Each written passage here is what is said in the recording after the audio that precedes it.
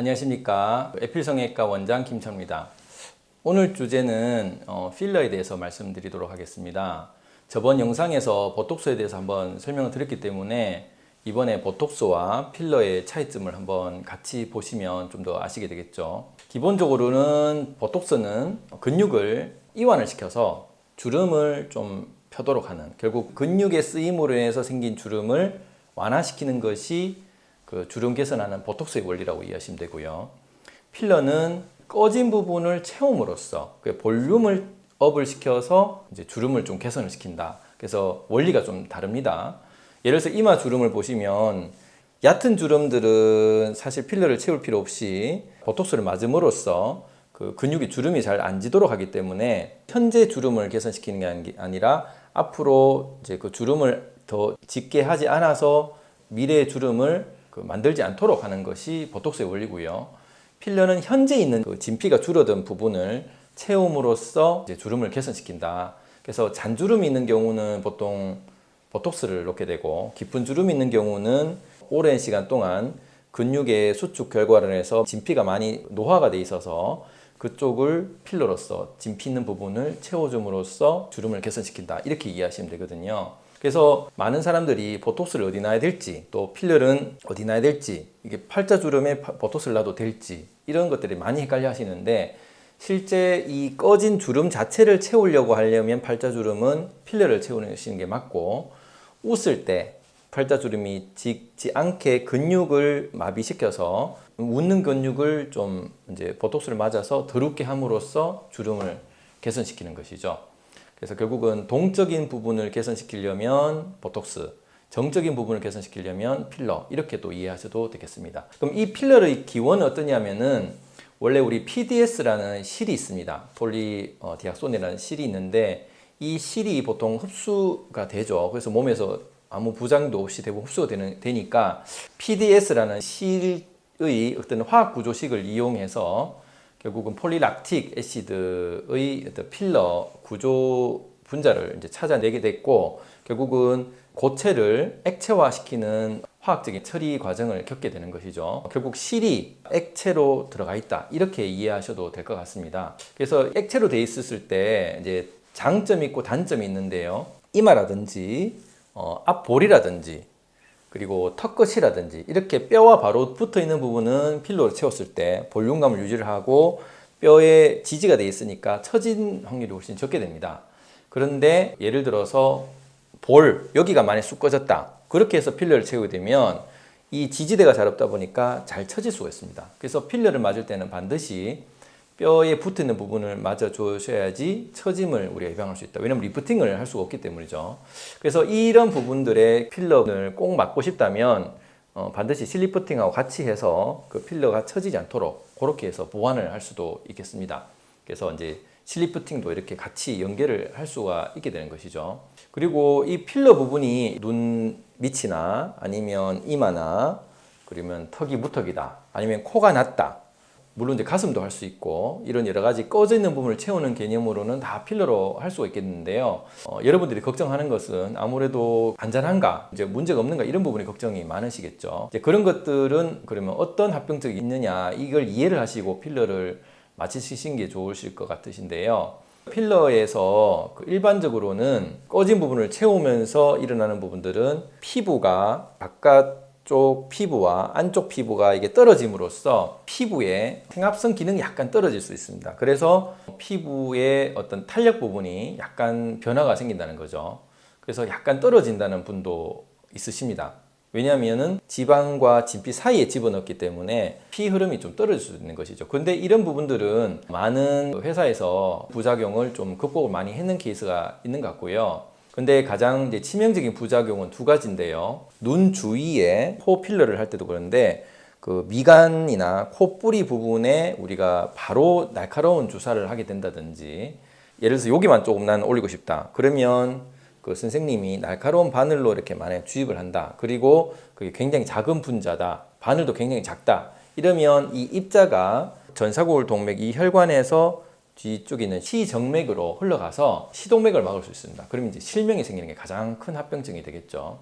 이 사실을 필러 하시는 의사 선생님들은 다 알고 계시기 때문에 그래서 바로 날카로운 바늘로 찌르는 것을 삼가고요. 우리 학회에서도 금지하도록 되어 있습니다. 그래서 굵은 그 캐뉼라 방식의 둥그스른 모서리로 되어 있는 거로 해야지 혈관을 찌를 확률이 적다. 그리고 필러를 넣을 때는 반드시 백을 해서 혈관에 들어가지 않는지를 확인해야 됩니다. 근데 이거는 아무리 필러를 많이 하신 분이라도 이 혈관이 어떻게 다 되어 있는지는 각 개인마다 해부학적 차이가 있기 때문에 그래서 눈 주위나 코 뿌리 부분은 가급적 필러는 맞지 않는 것을 우리가 추천을 드립니다. 두 번째는 이제 팔자주름 쪽에 필러를 넣었을 때나 아니면 코 양쪽에 코 주위 쪽에 우리 필러를 넣었을 때도 주의를 해야 되는데요. 이거는 어떠냐면은 전체 우리가 코를 이렇게 집어넣을 때는 이 혈관을 막을 일이 잘 없습니다. 근데 이쪽 부분이나 아니면 이쪽 부분이나 특정 부분에 할 때 큰 캐뉼라를 쓰기가 힘들기 때문에 작은 바늘 주사를 쓸 수가 있습니다. 이런 작은 바늘 주사 썼을 때 마침 운이 좋지 않게도 혈관을 바로 뚫고 혈관으로 들어가서 이쪽 혈관을 막는다든지 이쪽 혈관을 막는다든지 하게 되면 결국 코 주위에 이제 괴사가 일어나죠. 이런 식으로 괴사가 일어나서 이제 시술 후에 빠른 처치가 필요합니다. 그러면 어떤 식으로 빠른 처치를 할 수 있냐면은 히알루론산 필러라면 히알루로니데이스라는 그 HA 필러를 녹이는 그 제제가 있습니다. 그래서 안티도트로 빨리 녹여 주셔야 되고요. 두 번째는 아무래도 혈류가 하루든 이틀이든 가지를 않았을 거기 때문에 그쪽에 그 일반 인공적인 드레싱보다는 자가 조직을 가지고 이제 드레싱을 할 수 있는 방법이 있겠죠. 혈소판을 이용한다든지 자기 피를 가지고 이용한다든지 해서 자가 치료를 할 수 있습니다. 그렇게 해서 여기다가 드레싱을 해줘 가지고 결과적으로 좀 마르지 않고 그 안쪽으로 그 혈류가 공급이 어느 정도 될 수 있는 그런 환경을 만들어 주게 되면 좀 더 나아질 수가 있게 되겠죠. 그래서 이런 식으로 좀 더 나아질 수 있는 부분도 보실 수가 있습니다. 그래서 이런 부분들이 우리가 필러를 할 때 가장 주의해야 할 부분, 결국 피부 괴사와 실명이 가장 위험한 합병증이고 의사 선생님들은 이걸 피하기 위해서 여러 가지 노력은 하지만 100% 막을 수가 없기 때문에 작은 날카로운 바늘은 우리가 가급적 안 쓰시는 게 의사 입장에서는 환자한테 예방을 할 수 있는 거고 이제 환자 입장에서는 조금만 더 교정하고 싶다 이런 욕심을 부리면서 오히려 큰 화를 불러일으킬 수 있기 때문에 서로 이런 대화를 통해서 접점을 찾아가시는 게 중요하겠다 이렇게 이해드리고 싶고요. 그리고 필러를 실제 임상적으로 해보면 환자분들이 예를 들어서 코를 했었을 때 너무 높다 너무 낮다 이렇게 마음이 안 들 수가 있다고 할 수 있겠죠. 심지어는 그날 마음에 들었다 하더라도 2주 지나서 다시 좀 높여달라 아니면 또 너무 높다 낮춰달라 이럴 수가 있기 때문에 반드시 영구적으로 필러를 하는 것은 오히려 위험할 수가 있고요. 나중에 낮춰달라는 일이 생기면 완전히 새로 다시 제거를 해야 되기 때문에 이게 수술로 돼서 복잡할 수가 있습니다. 그리고 연고가 필러가 되면 나중에 문제가 생겼을 때 히알루로니데이스라는 필러의 안티도트처럼 없앨 수가 없기 때문에 오히려 큰 문제를 일으킬 수 있다. 그래서 필러는 연구 필러보다는 흡수성 필러를 쓰는 게 좋겠다라고 이해하시면 되겠습니다. 그리고 필러의 지속 기간은 회사마다도 좀 다르지만 오히려 그런 것보다는 환자분이 어느 만큼 많이 자극을 썼느냐, 어느 만큼 움직이느냐에 대해서 이제 좀 더 유지 기간이 길어지고 짧아지고 있을 수 있는데요. 예를 들어서 이마나 악광대 같은 경우는 크게 이마가 환자분 이렇게 한다든지 웃을 때 이렇게 너무 웃는다든지 이런 식으로만 하지 않으면 유지가 꽤 오래 갑니다. 그렇지만 이제 팔자주름 같은 경우는 우리가 말하면서 항상 웃고 씹고 이런 입 주위 행동을 많이 하기 때문에 팔자주름 쪽은 생각보다 1년짜리라고 하더라도 필러가 심지어 3개월, 6개월만 가고 다시 조금 흡수되는 경우를 많이 발견할 수 있습니다. 결국 이 필러는 자체 내에서 조금씩 흡수가 되면서 없어진 거기 때문에 그만큼 많이 쓸수록 흡수가 빨라진다. 그리고 많이 안 쓸수록 기간이 오래 간다. 그래서 환자분의 관리, 고객분의 관리가 얼만큼 필러의 지속기간과 연관이 되는지 이런 부분을 이해하시면 좋겠습니다.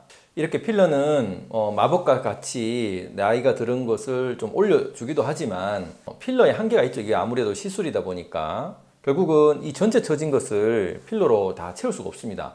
왜냐면은 뼈가 볼륨이 줄면서 피부가 처진 거기 때문에 이제 일부 조금 이제 볼륨감이 준 것은 필러가 채우기지만 많이 처진 것은 반드시 안면 거상술을 해줘야 됩니다. 그래서 이 영상과 같이 안면 거상술을 수술함으로써 이렇게 큰 변화를 이제 볼 수 있는 거지 필러를 하는 환자분들은 대부분 이제 작은 기대치를 가지고 있어야지 이게 마치 수술의 대체품이다라고 이해하시면 오히려 실망이 크기 때문에, 그리고 흡수가 되기 때문에 주기적으로 맞아야 된다, 이런 관념을 가지시고 이제 맞으시면 좀 더 환자분의 만족도가 좀 올라가지 않을까 싶습니다. 오늘 어떠신지 모르겠습니다. 다음에도 또 재밌는 주제를 가지고 만나 뵙겠습니다. 감사합니다.